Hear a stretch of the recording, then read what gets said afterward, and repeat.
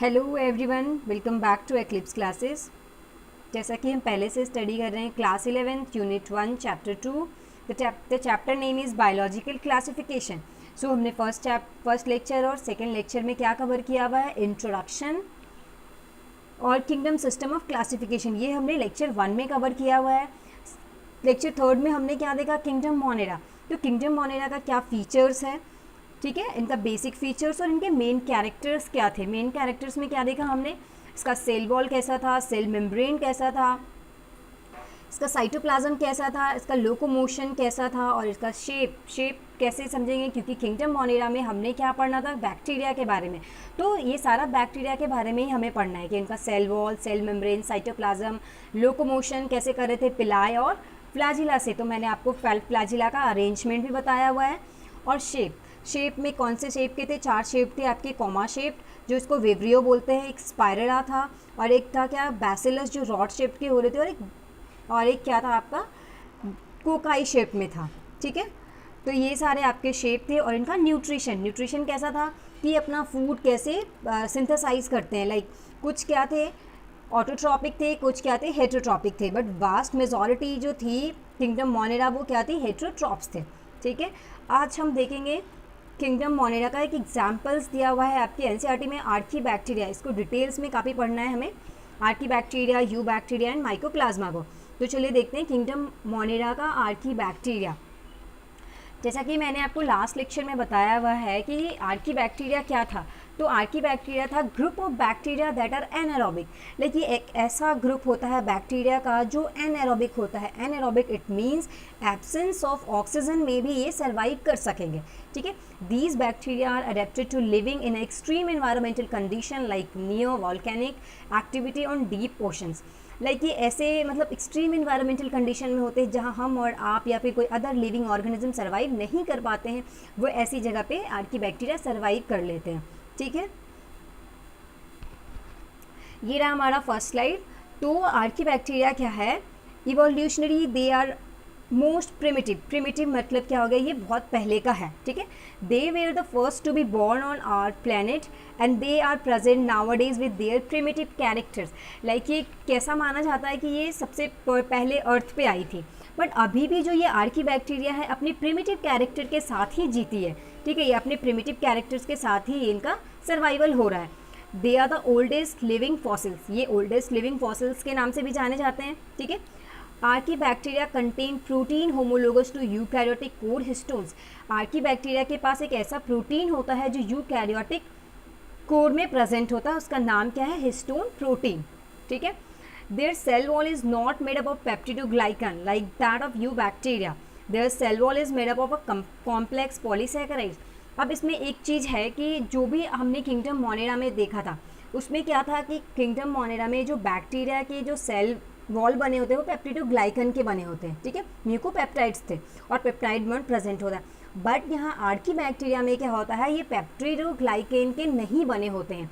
तभी ये क्या होते हैं, आपको पता है कि और यू बैक्टीरिया से ये तभी डिफरेंट होते हैं और ये दूसरे अन्य बैक्टीरिया से डिफरेंट होते हैं बिकॉज ऑफ इनका जो सेल वॉल का क्या होता है, मेडअप ऑफ, जैसा इनका सेल वॉल का संरचना है, स्ट्रक्चर है, ये यू बैक्टीरिया से काफ़ी डिफरेंट है। तभी ये ऐसे एक्सट्रीम कंडीशन में सर्वाइव कर पाते हैं इनका, जिसका देखो बॉडी ही हमारी एक बॉडी ही है, हमको अलग अलग हैबिटेट में रहने के लिए क्या करता है, सर्वाइव के लिए हमें अडेप्ट कराती है। ठीक है, तो their cell wall is made up of complex polysaccharide and complex polypeptide. इनका जो सेल वॉल बना होता है complex polysaccharide and complex polypeptide का। ठीक है, स्यूडोम्यूरिन बोला जाता है इनको। ये आपने यहाँ पे क्या डिफरेंस देखा कि इनका जो सेल वॉल है वो यू बैक्टीरिया से क्या है, डिफरेंट है, तभी ये ऐसे एक्सट्रीम एनवायरमेंटल कंडीशन में सर्वाइव कर पा रहे हैं।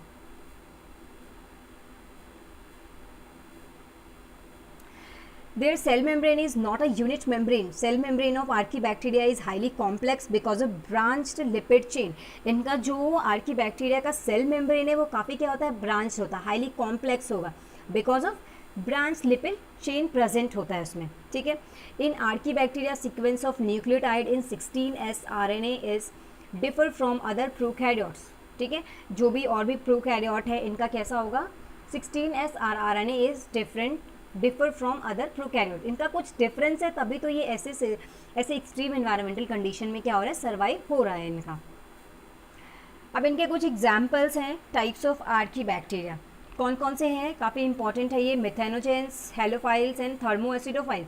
मिथेनोजेंस होते हैं मार्शी एरियाज़ में, मार्शी एरियाज़ को तो आप जैसे गोबर वाली जगह है ना, तो वहाँ रहते हैं ये, ठीक है, क्योंकि आपको पता है गाय के गोबर में क्या होता है, मीथेन प्रेजेंट होगा, ठीक है। हेलोफाइल्स हो गया सॉल्टी एरिया, जहाँ भी हेलो का वर्ड आए तो आपको समझना है वो सॉल्टी होगा, ठीक है, तो उनका सॉल्ट से रिलेशन होगा, तो ये काफ़ी नमकीन जगह में प्रेजेंट होंगे, ठीक है, नॉर्मल नमकीन नहीं कह सकते, काफ़ी ज़्यादा इनका सॉल्टी एरियाज़ होगा, ठीक है। अब आपका थर्मो एसिडोफाइल्स, ये हॉट स्प्रिंग्स में प्रेजेंट होते हैं, लाइक गर्म झरना जिसको कह सकते हो वैसे होते हैं, काफ़ी ज़्यादा टेम्परेचर हाई होता है, वहाँ पर भी ये बैक्टीरिया क्या करते हैं, अपने आप को सर्वाइव कर लेते हैं।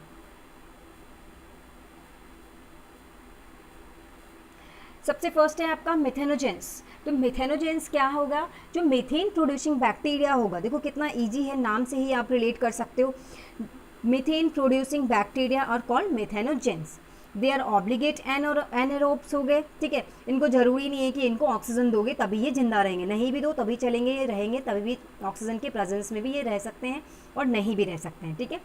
These bacteria convert CO2 of swampy areas into methane, ये क्या करते हैं, CO2 को किस में कन्वर्ट कर देते हैं, मीथेन में कन्वर्ट करेंगे, ठीक है, CH4 होगा यहाँ। इसका कुछ एग्जाम्पल है मिथेनोबैक्टीरियम एंड मिथेनोकोकस। अब देखो कोकस है, ठीक है, ये बैक्टीरिया का हमने शेप भी पढ़ा था, कोकाई शेप का होगा ये।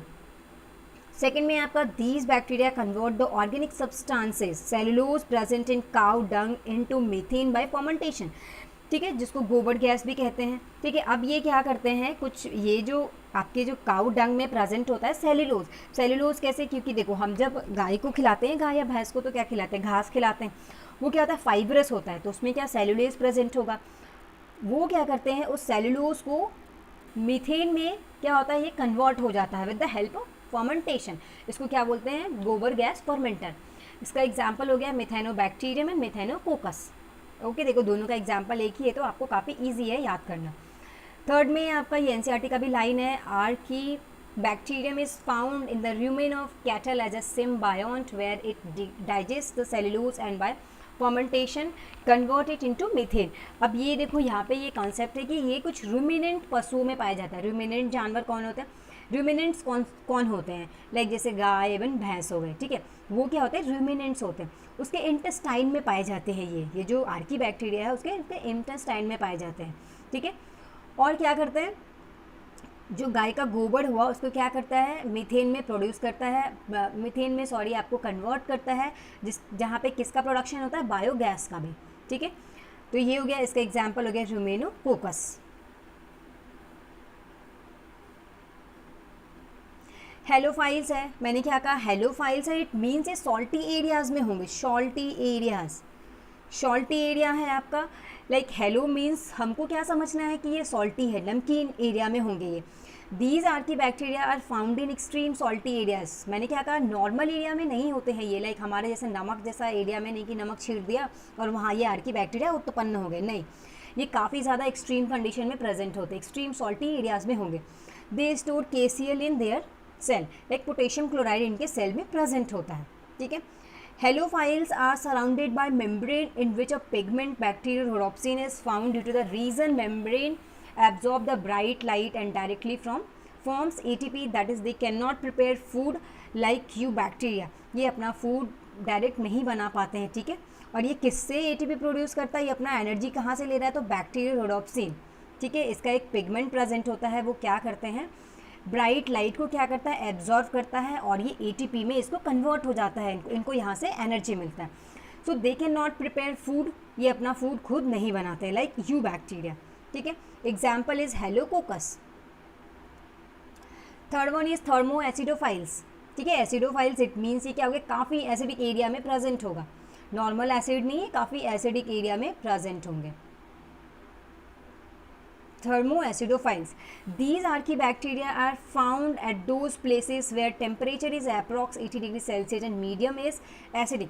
लाइक इनका जो टेम्परेचर होगा कितना होगा, थर्मो मीन्स टेम्परेचर भी ज़्यादा होगा और एसिडोफाइल्स है तो इट मीन्स क्या होगा, यहाँ पे एसिडिक कंडीशन भी बहुत ज़्यादा होगा, तो इनका टेम्परेचर क्या होगा 80 डिग्री सेल्सियस है, क्या हम 80 डिग्री सेल्सियस में सर्वाइव कर पाएंगे? बिल्कुल भी नहीं। हमें तो कितनी में गर्मी लगने थे, 40-41 हुआ नहीं कि हम बेचैन होने लगते हैं। और ये बैक्टीरिया क्या है, 80 डिग्री सेल्सियस में भी सर्वाइव कर लेते हैं। और इनका जो एसिडिक मीडियम है, कितना होता है एसिड, pH 2 हो गया, ठीक है, 2। अब है देखो, they are found in hot sulphur springs, they can also survive with 100 degree Celsius temperature. अब ये देखो 100 डिग्री सेल्सियस टेम्परेचर पर भी सर्वाइव कर रहे हैं। Hot water sulphur springs are found in the Himalayan region. अब हॉट वाटर सल्फर स्प्रिंग कहाँ प्रेजेंट है, तो आपके सल्फर हिमालयन रीजन में प्रेजेंट है, ठीक है। इसका कुछ एग्जाम्पल है, thermo acidophilum and Thermus aquaticus. ये काफ़ी पूछा जाता है, थर्मस एक्वेटिकस, तो आपको याद रखना है थर्मो और ये थर्मस से रिलेटेड है, और एक्वेटिकस एसिडोफाइल्स, ठीक है। बैरोफिलिक प्रोकैरियोट्स क्या होते हैं, prokaryotes which grow and multiply in very deep marine sediments. अब ये बैरोफिलिक प्रोकैरियोट्स क्या होते हैं, वैसे आर्की बैक्टीरिया जो कहाँ प्रेजेंट होंगे, डीप मैरीन सेडिमेंट्स में क्या होगा, वो अपने आप को क्या कर सकते हैं, ग्रो कर सकते हैं, मल्टीप्लाई कर सकते हैं और अपने आप को सर्वाइव करते हैं। ये था आपका किंगडम मोनेरा का एक एग्जाम्पल, आर्की बैक्टीरिया। मैंने एक साथ नहीं लिया क्योंकि लेक्चर काफ़ी ज़्यादा बड़ा हो जाता है, इसकी वजह से मैं नेक्स्ट लेकर आऊँगी आपके साथ यू बैक्टीरिया, उसके भी सारे कैरेक्टर्स और उनका भी जो भी मेन फीचर्स है, एग्जाम्पल्स हैं वो भी। Thank you, hit the like button, share and subscribe.